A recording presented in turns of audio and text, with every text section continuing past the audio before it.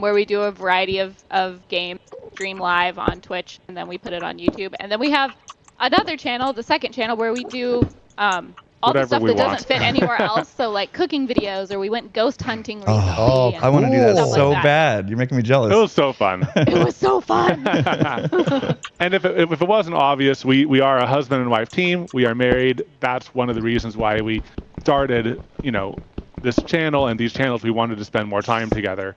And, I was just sitting at work one day and I had like a realization like, oh my gosh, I'm going to be spending the most of my life working.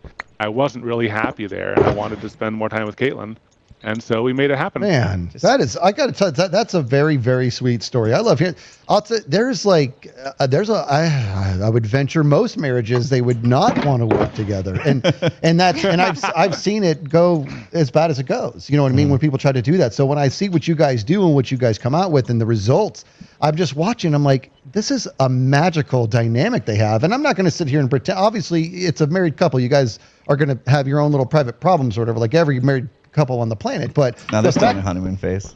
That's it. I saw them on stream kissing up on each other. You guys very much. I love it. Yeah, you're right. Maybe it's actually, that's a good question. How long have you guys been married? 9 years. Okay. Wow. Yeah. See, dude, this is good. You guys, you be you. I love it. I want to ask you. So I'm really looking forward to this podcast because when I watch some of the things that you guys do, it just all these questions just conjure up in my mind. And one of them is, I got to ask. It's not like you guys are just making little knickknacks. You guys are getting in there, doing some really crafty, really skill set heavy stuff to the point to where at one point you're kind of wearing hazmat suits. And I as I'm watching this, I'm like, I clearly would have poisoned myself. I would not have thought to put this on. Yeah. What is it that you're working with to where you have to protect yourself like this? Usually it's resin that we're working with that we wear. We like to call them our space helmets. But we sometimes do, we try to make clear wood where we were using kind of very vaporous chemicals. And also, there's a lot of what we do. Yeah, there's a lot of what we do.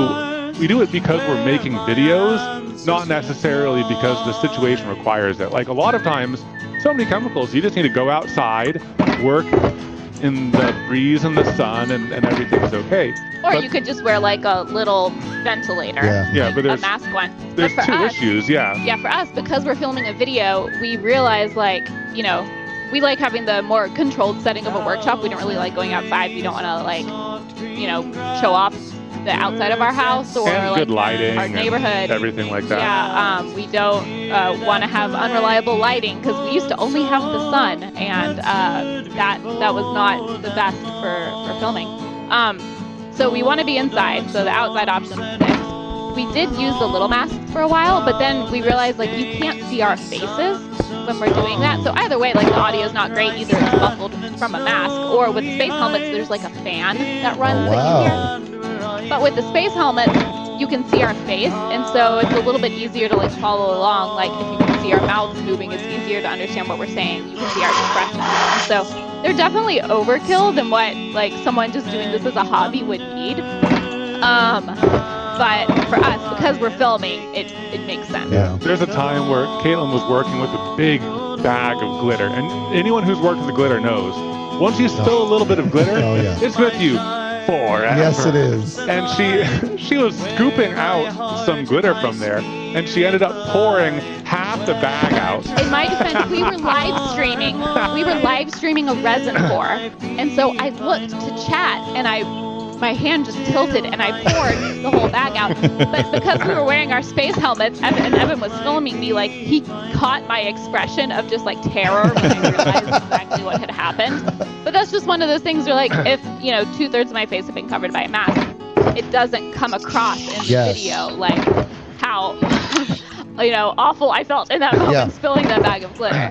So I'm sure that when you guys, if you were playing Minecraft just yourself with no one watching, you would do things a lot differently than if you were streaming or creating content. Mm-hmm. I think the same thing applies to some real world IRL stuff too, Absolutely. And you bring up a good point, because when COVID was in full effect and everybody was wearing masks, that's when I learned how much I relied on reading people's faces. You know, when I'm in conversation with somebody, I didn't know it, but we all do it. I am constantly reading their face to really understand how much does it match what they're actually saying. Next thing I know, my superpower is gone. I can't see their face. I don't know what they're actually thinking. Well, also we got some feedback when we switched to these masks, like the hard of hearing community or the deaf community really relies on mouth movement to help understand speech. Yes. So I think that you know, again, just because we're creating content, that's a helpful thing. Yeah, it is. It is. You know, I can imagine by this point, people are kind of wondering, like, how did this come together, right? Like Imp and Skiz from the Minecraft world, and Evan and Caitlin, and you know, every gaming, but mainly the DIY stuff. How in the world did we meet? If I recall, it started like on Twitch. I think you guys popped up in my chat one day, and next thing I know, my viewers were kind of freaking out a little bit that your names popped up, and I was like, "Oh, are they famous?" Like I go and then I look you guys up, and I'm like, "Oh, they are." So since then we've been kind of like lurking in each other's streams and stuff, but like, how'd you guys end up in my chat that day? Well, I think the long story is, you know, I'll kind of go back to a small degree. We started playing Minecraft, and we have a few different Minecraft series. So we both like Minecraft, and I was actually looking up some tutorials, and I found, you know, some wonderful tutorials from Impulse, and that's how I found you originally. And then I was just kind of browsing around Twitch. I saw, I know Impulse, so that's why I popped in there. That's awesome. Wow, that is cool. Yeah. And then since then, it was like I started kind of watching you guys. You started playing a modded Minecraft where you like threw every mod you could find in and just said, let's just figure it out.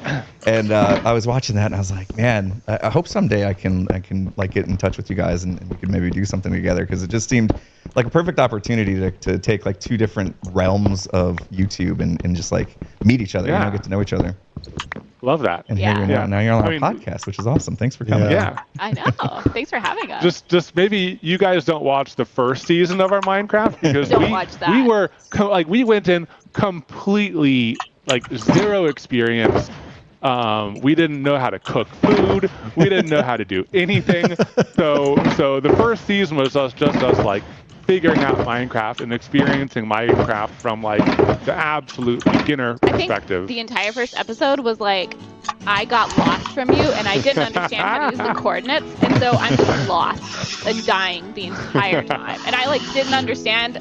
I was like, how do you play a game? There's not like levels. Like there's not. Caitlin went in so like, skeptical of Minecraft. I need gold. I don't understand. And then it ended up being, you know, one of my favorite games. We played multiple seasons. That's awesome. There's something endearing though about that experience, about learning on camera for other people. Like then they can feel like, oh, it's normal to be kind of lost at this game when you first fire it up, and then watch other people like and how they learn the game as it goes along. So because it's also, it can be overwhelming. Like if you jumped in and you're like, okay, this mod, and you know everything about it, and they're just like, what? So I think it's actually the better way to do it, so your viewers can kind of like stay with you and learn with you, you know?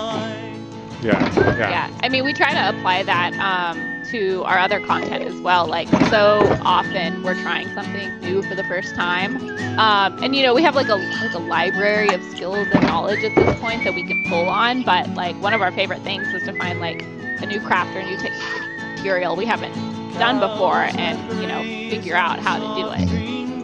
So, because I do think that, like, oh, sorry. No, you go. Go ahead. I was just gonna say, I think especially for our type of channel, where like we're not trying to be instructional. Like we just want to like cultivate hangout vibes, basically. And I feel like when you're trying something new for the first time, there's just a lot more to like react to. You're having more genuine reactions, so I think it leads to more entertaining content. I think that can apply to a lot of things. Well, you talked about how like you guys have picked up all these different skill sets along the way in regards to what you do, because I'm really interested in your DIY stuff. And when I see what you guys are doing, I mentioned earlier, you're not just tinkering around. It's while you guys are having fun, it's a great energy. It's a very kind of a lovable experience. It's not lost on the audience. These are very skilled people. and it's a lot of different types of skills that you have, to the point to where I'm like, what is happening? How do these two people come together who are both so unbelievably talented in this crafting world? So walk me through a little bit of the process of what it is when you kind of have to learn a new skill set or tackle something that you haven't really gone for before. I think that we come from two kind of complementary backgrounds. I come from mechanical engineering and the engineering like field in general. I studied a lot of different ones. And Caitlin, I was a graphic designer. But she's also just like a great artist. So a lot of what we do are, either technical or relating to art, and we both kind of bring our skill set to that. So that was kind of our starting foundation. I will say, it seems like an overwhelming amount of like tools and like types of materials we use and stuff like that now. In the beginning, it obviously wasn't that much, and we've just added to it and added to it. So we started making things. This was before the channel in our apartment. We started like building stuff for our wedding. Oh. And then actually before we got married, we bought a house, and then we were fixing up the house. That was also before the channel. So we kind of like were learning what we needed to learn as we went. And then each time we add something new to the channel, it's just like, maybe one or two new skills we're learning for that video. So it's not as intimidating. And Evan often will take on the bulk of like researching for most of those. He's kind of like, he's our pre-production, I'm our post-production kind of. But he'll take on like figuring out what tools we need to get, like pulling up YouTube tutorials, because everything we learn is from YouTube. And sometimes like it will take days. I mean, there might be, multiple days worth of effort before we even start filming the video. Like doing the 3D modeling or ordering all of the components or even doing some small scale tests. That's kind of like my job duty. You guys have come up with a vast array of different ideas on your channel, anywhere from a giant hamster wheel for your cat to trying to preserve a pumpkin in resin. How on earth do you guys come up with these ideas? And second part to this question is, how's the pumpkin doing? Okay, so we have the pumpkins. Do you really? No. If you would like to see. Oh. So we have two that survived.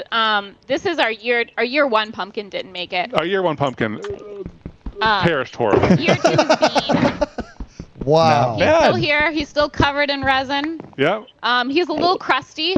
Other than that, he's okay. We give him like a new coat of resin each year, just to like, just in case. That's awesome. He's the one that we dehydrated with like so salt and everything. So he's still as he was when we resined him. I apologize for the audio only listeners. No, this is perfect. They're going to have to come to YouTube now and watch it. Okay. But so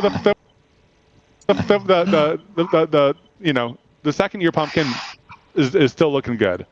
We have him on a rolly cart. Can you try to lift him? How heavy is that thing? Meatball's so heavy. Meatball's really so heavy. Meatball. I love the name. His name is Meatball. Oh my gosh. What? And don't drop that. Oh my goodness. It is a solid cube of resin. That is insane. Yeah. He probably weighs like what? Crazy. 100 pounds? No, he's not 100 pounds. But he's like.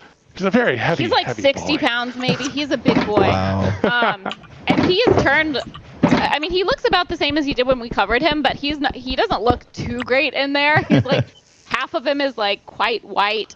Oh, there's like liquid sloshing around. Oh, is there my liquid in there? I was gonna say, like, I was expecting like mold and it just to be nasty by now, but no, it's preserved really well. That's insane. So I think the surprise with the year 3 pumpkin. So for those who didn't know about the video and watch it, we carved a pumpkin, we set it inside of a box, and over the course of about a week, we poured in layer after layer of resin because you can only pour so much resin in at a time. This is Meatball, the one we just showed. Meatball, yeah. But as we were pouring the resin, he started decomposing before we fully encapsulated him. The bottom section of him is like well preserved, and the top section is not. So it's going to be interesting over the years. But going back to your original question, like how do we come up with our ideas? I think it's like, well, one thing, we come up with ideas faster than we can create them. So we always have a really long list. We have like literally hundreds of ideas on the list.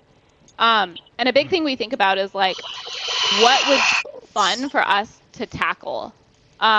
Because if it's not fun for us, it's not going to be that fun of a video. So like the process itself needs to be fun.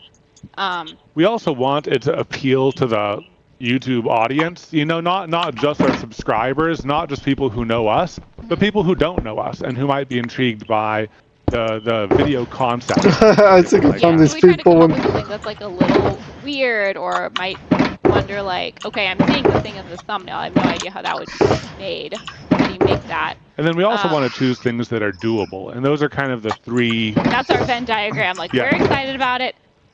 Hopefully someone will click on it, and then it's also doable. Because we have some ideas that like would take a year, like. So that doesn't really fall into the doable category for us right now. But we still keep it on the list because maybe some element from that might be used somewhere else. Or maybe we can buy the most time-consuming component that's not as interesting and then, do the interesting part ourselves so to make it more usable.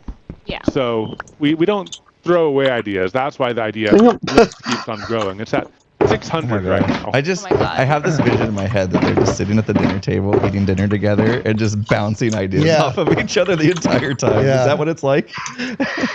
It is often stuff like that. Like we'll go on walks, or like honestly, a lot of times we're not necessarily trying to brainstorm. We'll just see something that will trigger an idea, or like, for whatever reason, like two elements of past videos will come together and we're like, oh, we should combine things this way.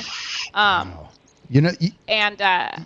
you guys these ideas are fantastic, and they're so much fun to watch. And I want to talk a little bit about the resin keyboard, because it ties into a very specific question I have. You actually have it. Let me see. Look at that. We use at this computer. That thing. You're actually using it. It's a functional. It's a functioning keyboard. They made every single key. I mean, you guys were literally using tools that I'm like, I didn't know a tool like that existed. Wow. There was like an XYZ drill that they used to actually carve in the numbers on each key. It was just amazing. Yeah. And I loved how it just kept flying off the machine, and you finally had enough. You're like, I'm just taping it on. But so I'm checking this out, and it got me thinking, much like the Minecraft world, there's been times where I'll take on a project and I just sort of find myself pot committed, and I'm past the point of no return. I've got to finish this project, but a big part of me is like, what have I done here? I've bit off more than I could chew. It's got to be 10 times harder in the physical world, and it felt like the keyboard, the resin keyboard, was kind of in that alley. Tell me, did you guys feel like you wanted to throw in the flag, and have you ever thrown in the flag? So, like, we definitely do sometimes have that feeling of biting off more than we can chew. I don't think we've ever thrown in the flag when we got to like that far into a project. Sometimes during like Evan's initial testing of things, before we've actually started filming anything, we'll have something that we thought was doable and then realize like we don't have the capabilities to do this right now. Or it's just like not enough meat in the idea. Like the video would be over too quick, or there isn't enough there. Yeah.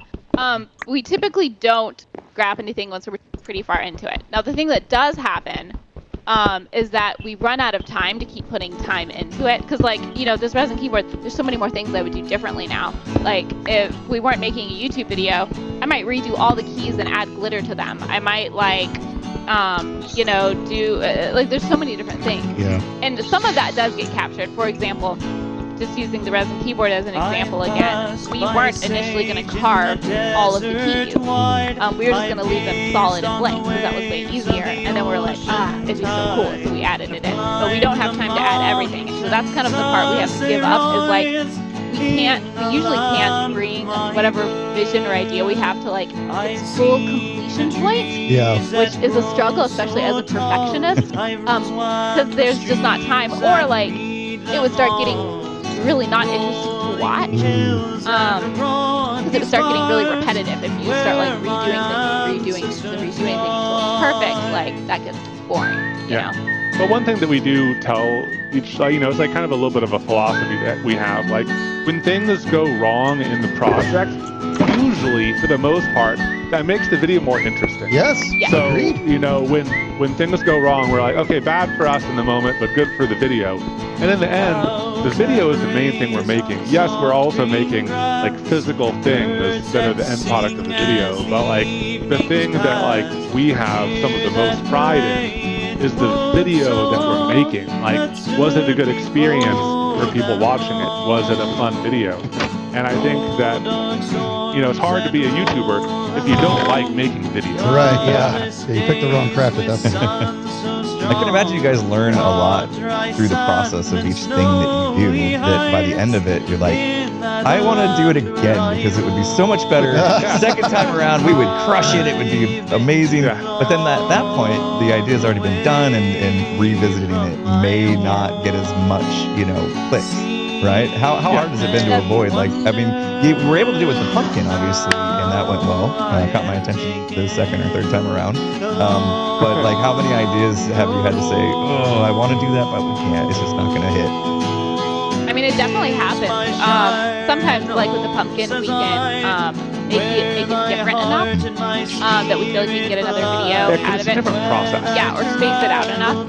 Yeah, when we say different enough, we mean like the experience of doing it will be different enough for us that it'll lead to good reactions from us as we're making it, and that'll make it an entertaining video.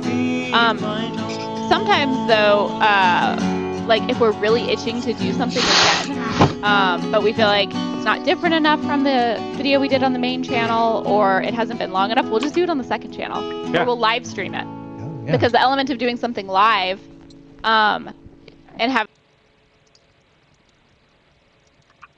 The video for this video makes sure to like and 5 feature Minecraft content and other type of content. Bye.